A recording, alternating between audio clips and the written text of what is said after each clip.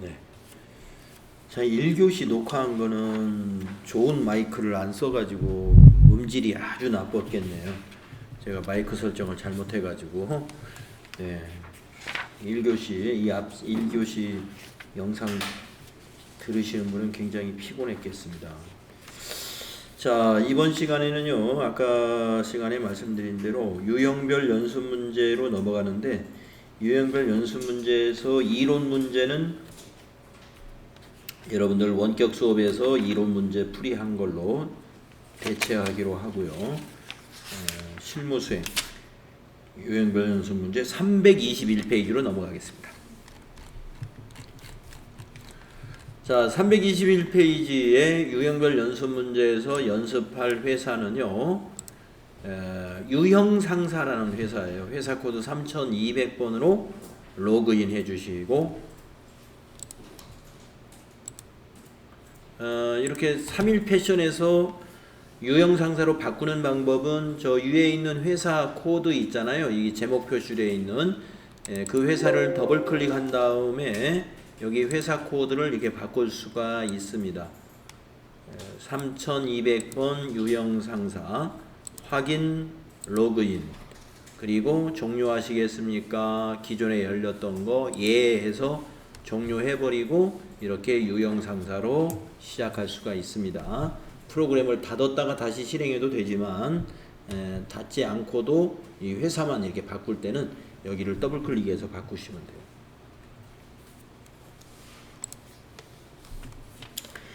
자, 321쪽을 보시게 되면은 우리가 실제 시험에서 나오는 방식으로 이렇게 설명을 합니다. 자, 유형상사는 어떤 회사인가를 이렇게 소개를 해요. 시험에서도.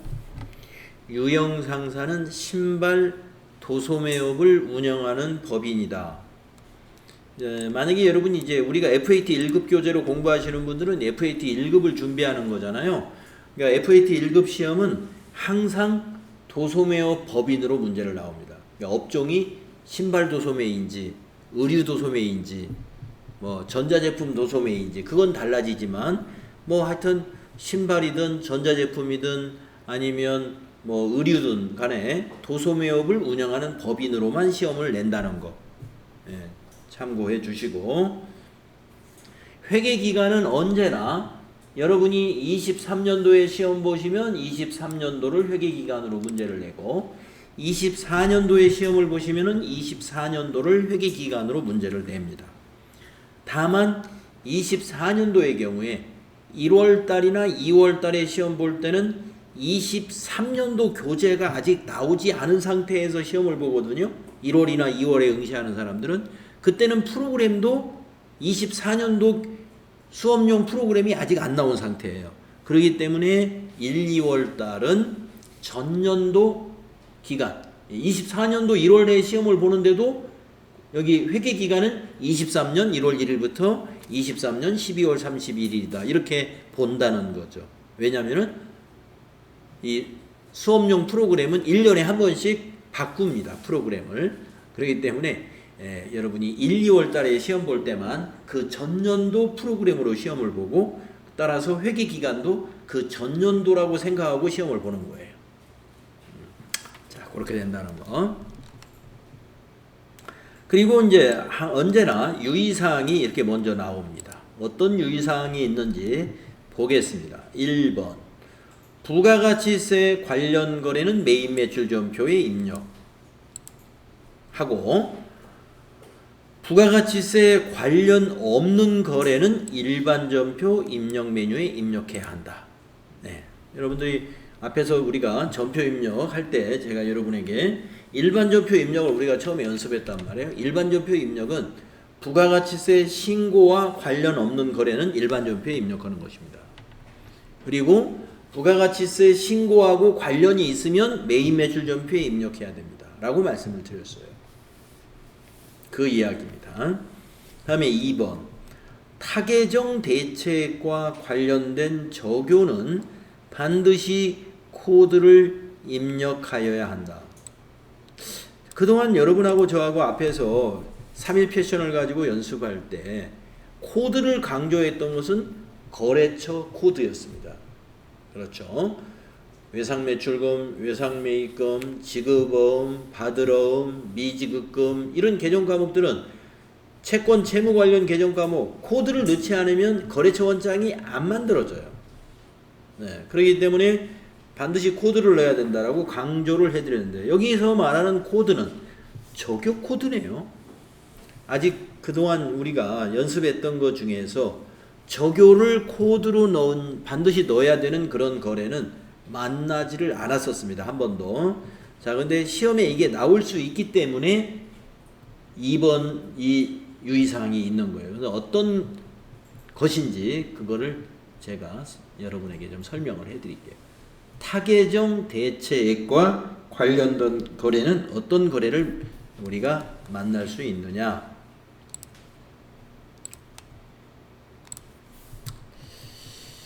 자, 그러니까 좀 정리를 해보면 타계정 대체액 관련 거래는 어떤 것들이 있을까? 첫째, 자, 우리 회사가 지금 도소매업을 하는 회사예요. 그러면 도소매업의 재고자산이라는 건 상품인데,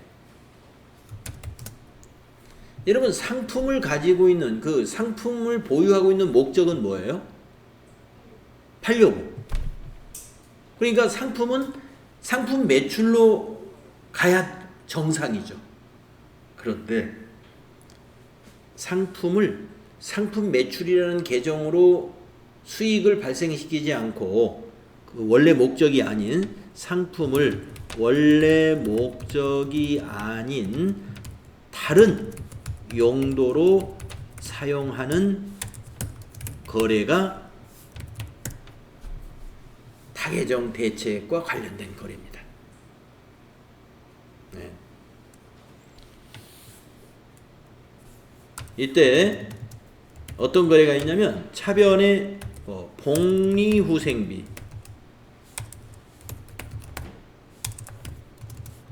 XX 얼마, 대변의 상품. 근데 여기는 적요를 8번을 꼭 넣어줘야 돼요. 코드, 적요 코드.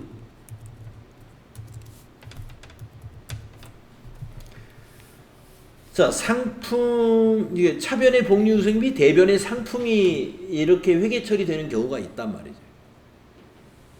우리가 상품을 팔면 대변이 상품이 아니라 상품 매출이잖아요. 그렇죠? 상품 매출이고 차변에 현금이 들어오든지 뭐 외상 매출금이 오든지 올 텐데, 이건 뭐냐면은, 자, 우리가 신발 도소매하는 법인이란 말이에요. 그러면 만약에 우리 회사 창립기념일을 맞이해가지고 창립기념일을 맞이해서 우리 회사가 파는 신발 중에 아주 선물이 될 만한 신발이 있다고 볼까요? 예, 뭐 러닝화 같은 거, 이런 스포츠화 같은 거, 아니면 뭐 등산화도 있을 수 있고. 그래서 우리 회사에서 인기 상품인 그 신발을 창립기념일날 직원들에게 선물해 주기로 했어요. 그러면 그게 복리후생비입니다. 복리후생비. 상품을 복리후생비로 쓴 거예요. 이것이 타계정 대체 관련 거래의 사례 중에 하나입니다. 그러면 뭐 우리가 그 상품을 가지고 접대할 수도 있겠죠. 그러면 차변의 접대비, 대변의 상품이 오는 것도 있고, 예. 또 상품으로 기부할 수도 있겠죠. 우리 회사 신발을 어디 어려운 그런 어려운 곳에다가 이게 기부하는 경우도 있단 말이에요. 그러면 차변의 기부금, 대변의 상품. 그럴 때 대변의 상품을 말입니다. 적요 코드 꼭 8번을 넣어야 된다, 이런 얘기예요. 저걸 안 넣게 되면은 손익계산서가 안 맞아요. 손익계산서가 안 맞습니다. 그거는 이제 우리가 요 실제 거래가 언젠가 만날 거예요. 만날 때 이 적요를 안 넣었을 때의 손익계산서와 넣었을 때 손익계산서가 어디에서 차이가 나는지 보여드릴 겁니다. 두 번째,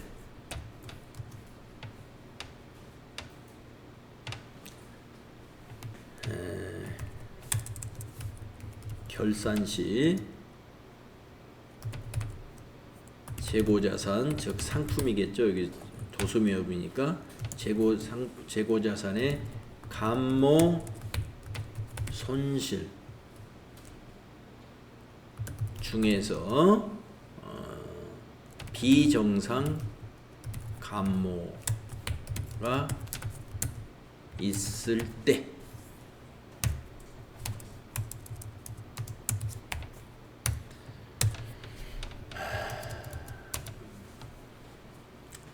결산할 때 재고조사를 하잖아요. 재고조사. 우리가 장부에 있는 대로 재고를 그냥 쓰고 말아버리면 안 돼요. 결산할 때 1년에 한 번은 실제로 조사를 해가지고 장부하고 실제 재고를 맞춰야 됩니다. 근데 실제 재고에 장부를 맞춰야지 장부에다 실제 재고를 맞출 수는 없는 거잖아요. 그러니까 우리가 여러분 그 결산자료 입력에다가 기말상품 재고액을 입력할 때는 실제 재고액을 입력하는 거예요. 조사한 금액을. 장부에 있는 금액을 입력하는 게 아니고. 근데 우리가 장부하고 실제 재고가 12월 말에 결산 때 딱 맞을까요? 안 맞습니다. 이 물건이라는 건 재고라는 건 안 맞게 돼 있어요. 원래는 맞아야 되죠. 그러나 이 상품이 말이죠. 감모 손실이라는 게 있을 수밖에 없어요. 감모 손실. 자, 감모 손실이라는 건 상품이 사라진 겁니다. 사라졌는데 어떻게 사라지겠어요? 요리조리 운반하다가 깨진 것도 있고, 뭐 액체로 되어 있는 그런 상품의 경우는 이렇게 뭐 나누다가 이렇게 흐르는 것도 있고, 또 기화돼 버린 거, 날아가는 것도 있고, 그래서 모자랄 수밖에 없습니다. 자, 그런데 어쩔 수 없이 날아간 거, 어쩔 수 없이 파손된 거, 이런 것들은 우리가 정상감모라 그래요. 관리를 잘 했으나 이거는 업무상 어떤 실수가 일어난 게 아니고 어쩔 수 없는 거다. 이건 정상감모. 정상감모는 회계 처리를 안 합니다. 별도의 일반전표에다 입력할 것이 없어요. 정상감모는 왜 그러느냐? 정상감모는 여러분 뭐라고 배웠냐면은 정상감모는 매출원가에 포함을 해야 된다라고 배웠어요. 그래서 매출원가에 포함을 하려면 어떻게 해야 될까요? 실제 재고 금액을 기말상품 재고액에다가 결산자료 입력할 때 입력해서 매출원가를 계산하면 그게 매출원가에 계산되는 거예요. 자, 이런 얘기입니다. 자, 작년에 넘어온 기초 재고 금액이 500원어치 있었어요. 500원어치. 그런데 단기에 매입한 신발이 5,000원어치 매입을 했어요. 5,000원어치. 그런데 기말에 재고를 조사해 보니까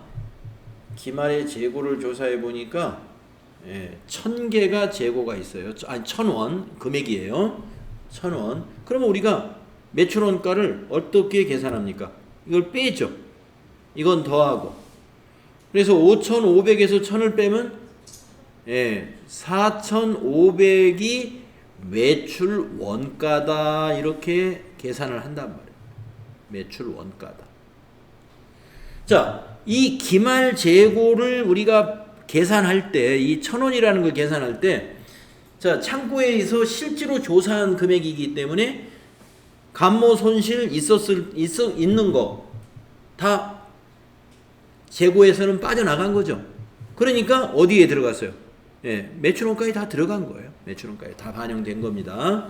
자, 그런데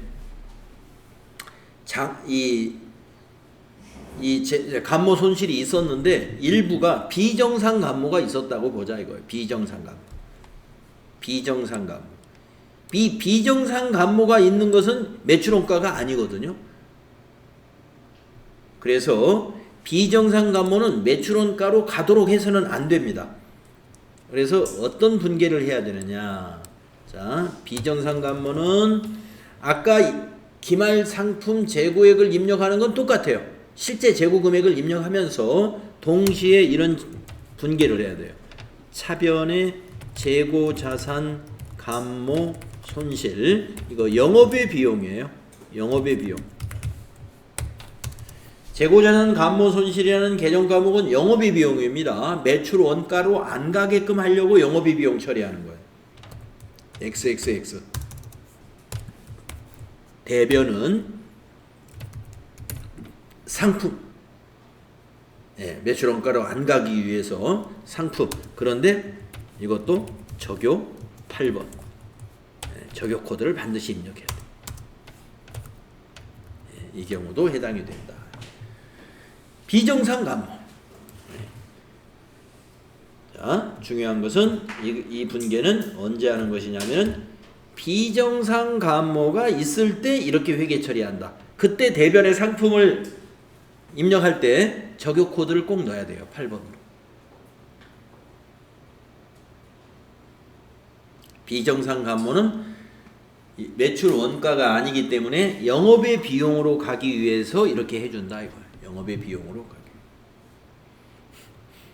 그래서 이것도 비정상 감모에 대한 것이 문제가 아마 뒤에서 뭐 풀다 보면 나올 수 있습니다. 나올 수 있으니까 그때 또 설명해 드리도록 하고요. 혹시라도 여러분들이 앞에 그 이론 문제 제가 그냥 넘어갔습니다만은 이론 문제를 유형별 연습 문제에서 이론의 유형별 연습 문제를 여러분이 집에서 혼자 여러분이 각자 풀어보실 때 이것과 관련해서 무슨 질문이 있으시면 수업 시간에 가지고 오셔가지고 질문하시면 돼요. 지금은 이제 원격 수업 기간이 아니기 때문에 제가 이제 여러분들의 그 질의응답 그 QA 게시판을 안 봅니다. 여러분 거는 안 보고 있으니까 거기다 질문하면 제가 못 보고 이제는 이제 대면 수업이니까 학원에 오셔가지고 몇 페이지에 무슨 문제 한번 풀이 좀 해 주면 좋겠다. 이렇게 하면 제가 그걸 풀어드리면서 그러니까 우리가 아직 제가 설명을 안 드린 것이 여기 문제에 들어 있을 수도 있습니다. 그래서 말씀드리는 거예요. 질문하시면 그때 설명을 드리겠습니다. 자, 그래서 타계정 대체액과 관련된 거래라고 하는 유의사항에서 제가 나올 수 있는 사례, 이 두 가지 사례입니다.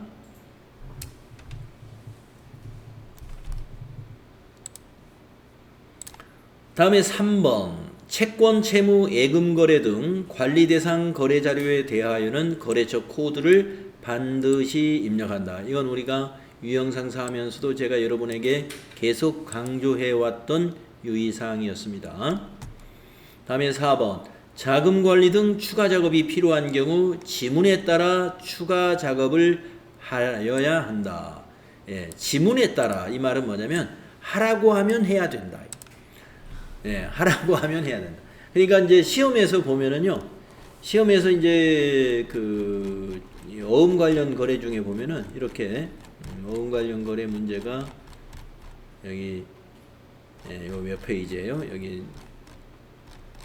여기서는 이제 꼼꼼하게 설명이 안 나왔네. 실제 시험은 이렇게 나오진 않습니다.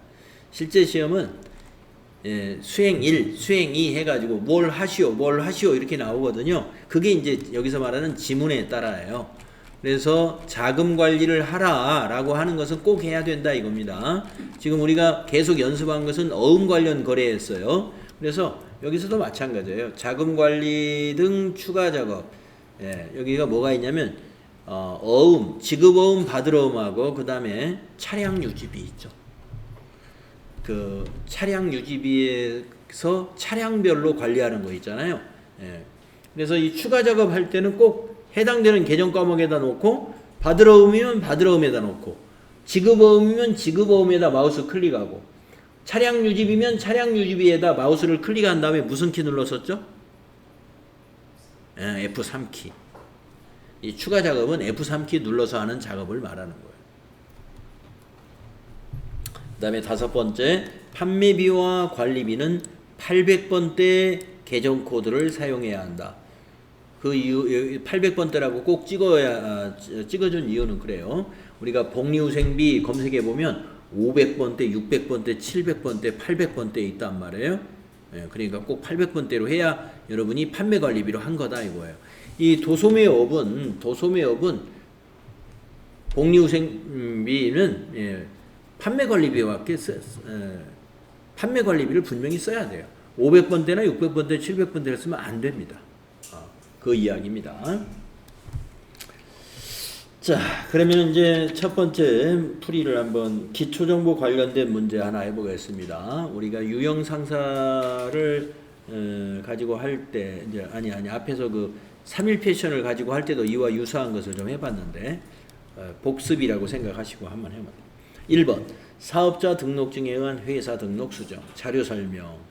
유형 상사는 대표자를 박상준으로 변경하고 다음과 같이 사업자 등록증을 변경 발급받았다.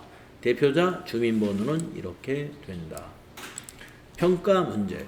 사업자 등록증 내용을 확인하여 변경 내용을 수정하고 국세 환급금 계좌 등록 작업을 수행하시오. 은행은 하나은행이고 지점은 서대문이고 계좌번호가 이렇게 된다. 자, 여기서 우리가 이 자료 설명과 평가 문제를 읽어보게 되면은 어떤 내용을 입력해야 되는가가 다 여기 나와 있습니다. 대표자 이름 바꿔야 되고 대표자 주민번호 바꿔야 되고 그 다음에 환급금 계좌에 등록을 해야 되고 그것만 하면 되겠습니다. 자, 그러면 회사 등록은 기초정보관리에 있죠. 자, 회사 등록 하셔가지고 4번에 대표자명 박상준으로 수정하시고 그 밑에 대표자의 주민번호 610-617 1042-426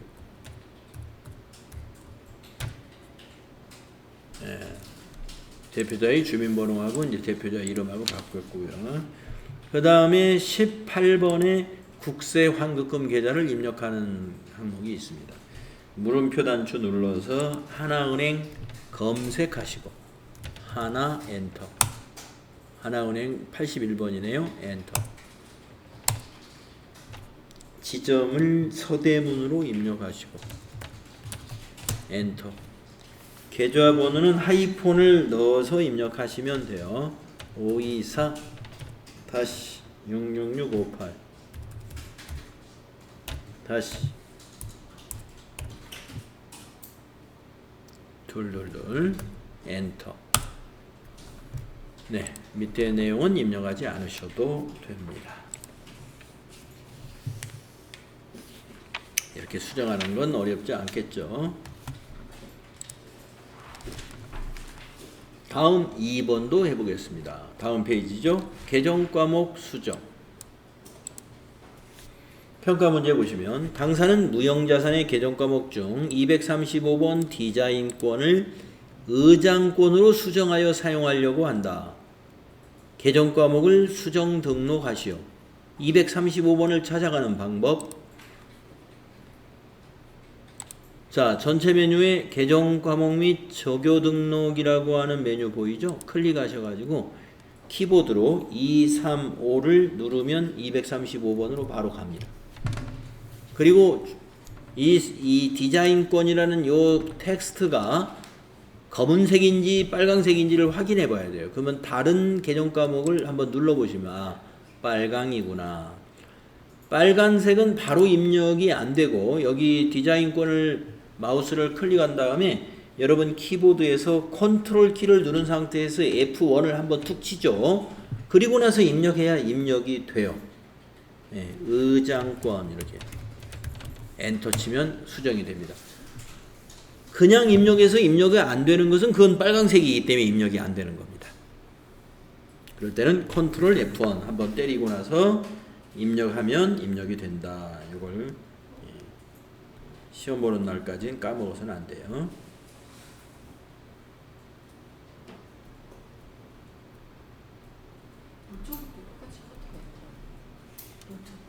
노트북에서는 FN 키가 있으면 컨트롤 FN 누른 상태에서 F1을 한번 때려 보십시오.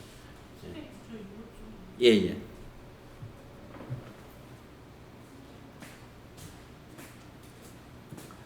자기 노트북에서는 꼭 테스트 해봐야 됩니다. 네.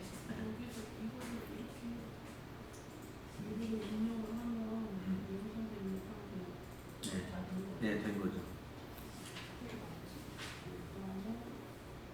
전체 메뉴 아니 계정 과목 이거 지금 이거 계정 과목 요거 235 여기 숫자 235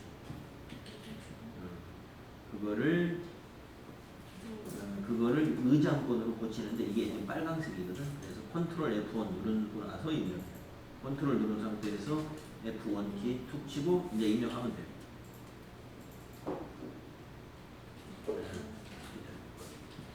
그리고 엔터. 의장권 디자인권이 아니라 디자인권을 의장권으로 바꾸는 거예요.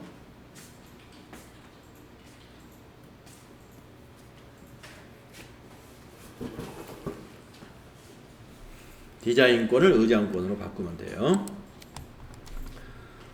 자, 그 다음에 3번을 보겠습니다. 거래처별 초기 2월이라는 것도 우리가 3일 패션에서 해본 적이 있죠. 자, 지급어음의 명세서 등록되지 않은 것 같습니다. 지급어음의 명세서의 경우는요, 어음이 등록됐다면은 등록된 어음을 사용하세요 이런 말이 나오는데 어음이 등록되지 않았으므로 이거는 지급어음에 관한 초기 2월을 할 때 어음 등록을 먼저 하고 그리고 하겠습니다. 그 다음에 미지급금 명세서. 자, 자료 설명 한번 읽어볼게요. 유형상사의 전기분 재무제표는 2월마다 등록되어 있다. 거래처별 초기 2월 사항을 입력하시오. 단 지급어음은 등록된 어음을 등록해놨네요. 지급어음은 등록된 어음을 선택할 것. 이거는 어음 번호를 입력하지 말고 더블 클릭으로 이 번호를 찾아서 처리해라. 이런 말씀이 됩니다. 자, 이거 해본 지 오래됐죠? 한번 해볼까요?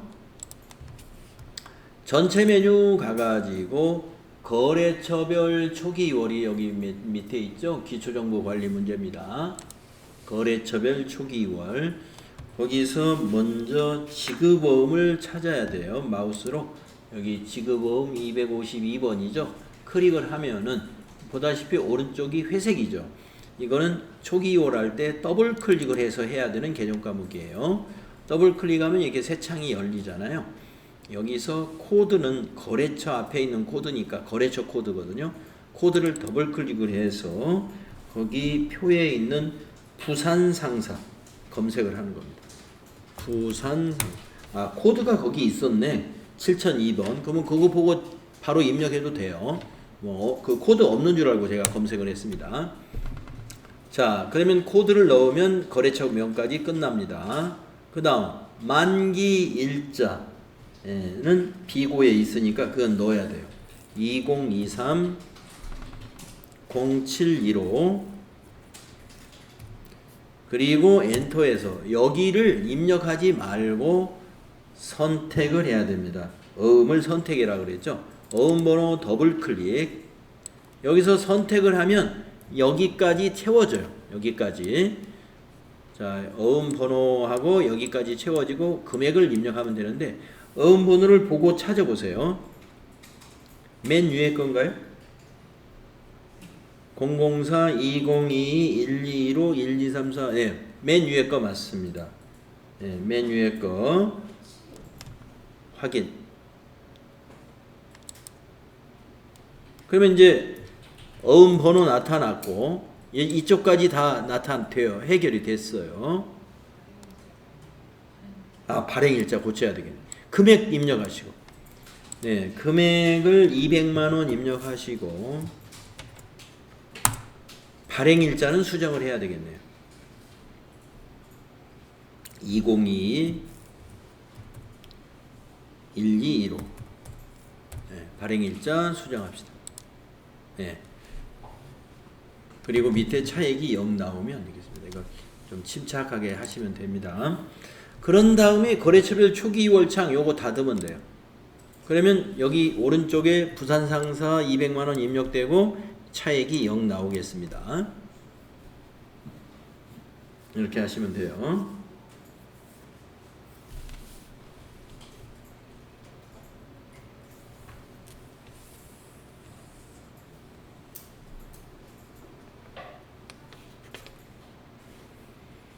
다음은 미지급금 명세서를 또 해야죠. 미지급금 그 밑에 253번입니다. 이건 오른쪽에 바로 입력하면 되겠습니다. 이렇게 코드가 주어졌을 때는 검색하지 마시고 7001 엔터. 적요는 입력을 안 해도 돼요. 숫자만 입력하면 됩니다. 120만원 99601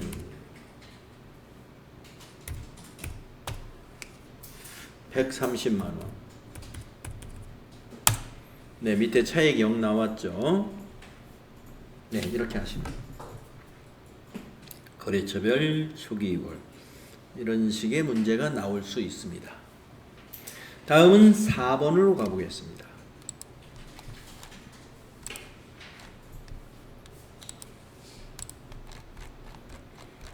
전기분 손익계산서를 수정하시오. 자, 다음 페이지에 있는 그 자료 설명 읽어보시면 자료 설명 1번에 주식회사 유형상사의 전기분 재무제표는 이미 2월 받아 등록이 되어 있다. 주식회사 유형상사 전기분 손익계산서 검토 결과 입력 오류를 발견하였다. 입력이 누락되었거나 오류 부분을 찾아서 수정 입력하시오. 그거예요. 그러면 우리가 이 손익계산서라는 것은 당기 순이익이 맞으면 다 고친 거라고 보시면 돼요. 자, 그래서 전기분 손익계산서를 고치는 메뉴는 어디 있느냐 하면은 초기 여기 기초정보관리에 있어요. 전기분 손익계산서 여기서 고쳐야 됩니다. 여기서 손익계산서에서는 못 고쳐요. 전기분 거는 여기서 고치는 거예요. 전기분 손익계산서. 그리고 여기 당기순이익을 보면 일단 틀려져 있음을 알 수가 있습니다.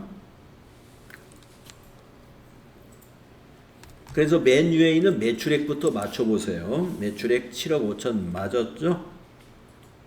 그 다음에 매출원가가 틀렸네요. 매출원가를 한번 클릭해 보세요.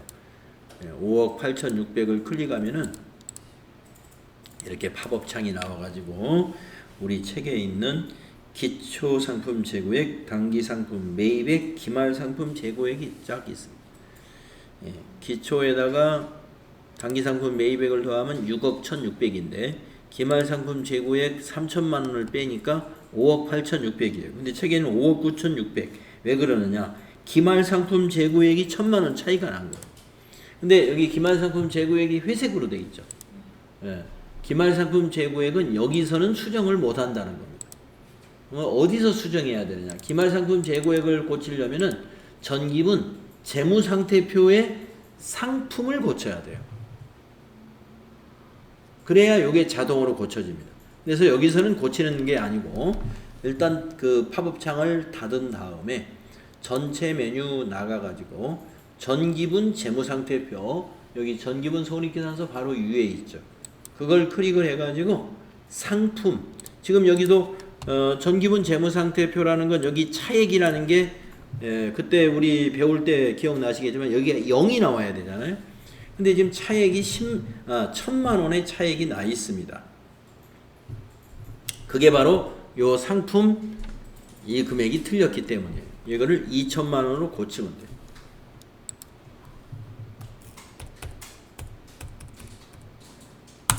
이걸 고치면 여기 차액도 없어지고요. 없어지고 전기분 손익계산서에 가서 자 상품 매출원가를 다시 클릭에 들어가 보세요. 바뀌어져 있죠. 기말상품 재고액이 바뀌어져 있고 밑에 매출원가도 5억 9,600으로 1,000만 원이 수정되었습니다. 네, 닫고 나옵니다.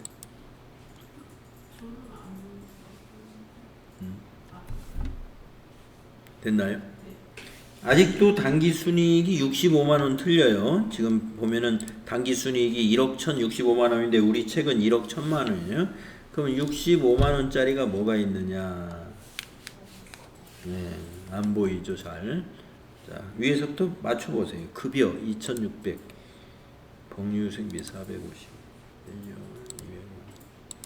100만, 50만.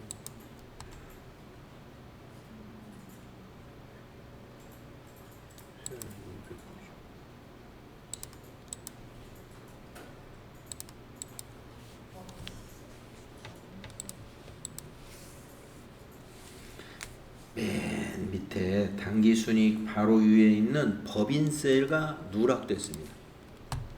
법인세는 비용이기 때문에 비용으로 넣어줘야 되거든요. 근데 빼먹었어요. 그래서 여기 빈 줄에다가 법인으로 입력하면 998번 법인세 등 하고 입력됩니다. 법인세 등 여기 65만원 입력하십니다. 입력됐죠? 그러면 당기순이익이 이제 딱 맞았습니다. 그래서 전기분 손익계산서 고치는 문제는 수정하는 문제로 나옵니다. 당기순이익이 맞을 때까지 고쳐주시면 돼요. 2개나 3개 정도, 많으면 3개, 적게는 2개 고치면 맞출 수 있도록 문제를 출제합니다. 자, 기초정보 관리에 대해서 이렇게 시험 문제가 나오고 있다 하는 겁니다. 그래서 배점은 10점. 여기서 10점 정도 배점이 되고요. 나머지가 60점 해서 실무가 70점이 배점이죠. 이론 30점. 앞에서 이제 먼저 이론을 풀잖아요. 이론이 30점. 실무가 기초정보 10점, 나머지 60점 해가지고 70점 해서 100점으로 평가를 하죠. 자, 이제 거래자료 입력 문제라는 거 한번 이어서 해보겠습니다. 324페이지요. 먼저 어음거래 연습을 연습하겠습니다. 어음 관련 거래 어떤 내용인지 볼게요. 8월 1일 부산 상사의 외상매입금 500만원을 약속 어음을 발행하여 지급했다. 그러니까 원래 외상매입금은 오늘 현금으로 갚기로 했나봐요. 부산 상사에다가. 그런데 오늘 약속을 못 지키게 돼가지고 다시 한번 약속을 하는 겁니다. 그랬더니 언제 약속을 했냐면 23년 8월 1일 날 외상매입금 갚기로 했는데 오늘 어음을 다시 발행하면서 내년 1월 달에 갚을게요 했어요. 좀 심하네. 그렇죠. 어떻게 장사하죠? 이렇게 돈을 받기가 힘들면. 자, 뭐 어려움은 다 이게 어음으로 거래합니다. 어려우면 현금 사정이 안 좋은 회사들이 어음 거래하는 거예요. 그래서 약속어음은 그냥 외상하는 것보다 좀 낫죠. 약속어음이라는 것을 받아놓음으로써 나중에 민사상 소송도 할 수가 있고, 이거 약속어음은 또 회사가 큰 회사 대기업의 약속어음은 은행에 가서 할인도 해서 이자 내고 그 현금으로 바꿀 수도 있습니다. 자, 그리고 이제 약속어음 등록 문제가 나왔죠. 약속어음 등록 수령일은 이렇게 되고 금융기관은 국민은행이고 매수는 열매다. 왜 갑자기 열매가 나왔느냐? 약속어음이 우리가 전자어음이 아닌 약속어음은 우리가 종이어음이라는 얘기예요. 종이어음은 은행에서 줄 때 한 장 한 장 이렇게 안 주고 권으로 책으로 줘요. 책으로. 그래서 10장씩 이렇게 묶여져 있는 책으로 주기 때문에 약속어음 하면 대개 은행에서 열매 받아왔다 이렇게 문제를 내고 있고요. 전자어음은 메일 같은 시스템이에요. 전자우편처럼 은행에서 전자로 메일로 보내줍니다. 그러기 때문에 우리가 전자어음은 대개 수령했다 그러면 한매 이렇게. 자, 그래서 지급어음 관리도 해라. 추가 작업을 해라 이 말이에요. 자, 그러면 여러분 여기 개정 과목이 지금 2개잖아요. 외상매입금 갚은 거고 어음을 발행했으니까 개정 과목이 뭐예요? 지급어음이고. 이제 차대변만 잘 여러분이 헷갈리지 않고 정리하면 됩니다. 2개가 다 부채예요. 외상매입금도 부채고 지급어음도 부채입니다.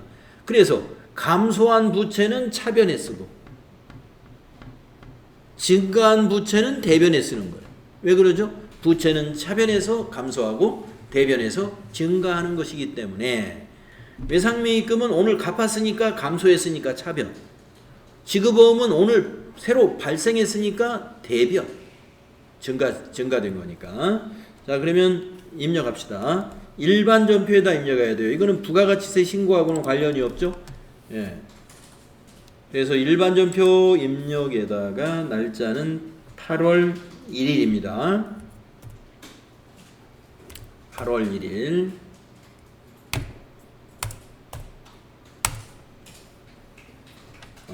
차변의 외상매입금 251이죠. 거래처는 부산상사. 코드에다 7002번이 나타나도록 입력하시고, 적용은 그냥 패스하겠습니다. 차변의 금액은 500만원. 그 다음에 대변의 지급어음 252번이죠. 거래처 똑같은 거래처예요. 부산상사 7002에다가 발행한 거예요. 적용 그냥 지나가겠습니다. 대변에 500만원. 자, 그런 다음에 이제 어음 등록을 먼저 했어도 되고 지금 해도 돼요. 어음 등록. 지급어음 관리를 하려면 일단 어음이 등록돼 있어야 돼요. 그래서 여기 위에 보면 어음 등록이라는 단추 있죠? 네. 수령일은 거기 있는 날짜, 거기 아까 설명이 나와 있죠? 2023-0801. 약속 어음이니까 전자가 아니니까 목록 보면 전자는 4번이고 약속 어음은 그냥 1번 어음이에요. 금융기관은 국민은행이죠. 물음표 단추 눌러서 국민은행 메뉴에 있는 거 확인. 그 다음에 시작어음 번호가 이렇게 종이로 된 약속어음은 자타라든가 이렇게 한글 번호가 있어요. 한글 번호는 앞칸에다 넣어주시는 거예요. 자타. 그리고 엔터 치고 숫자로 된 번호는 뒷칸에다가 2023-0801 날짜네요. 엔터. 그리고 매수는 10. 네. 그리고서 밑에서 등록.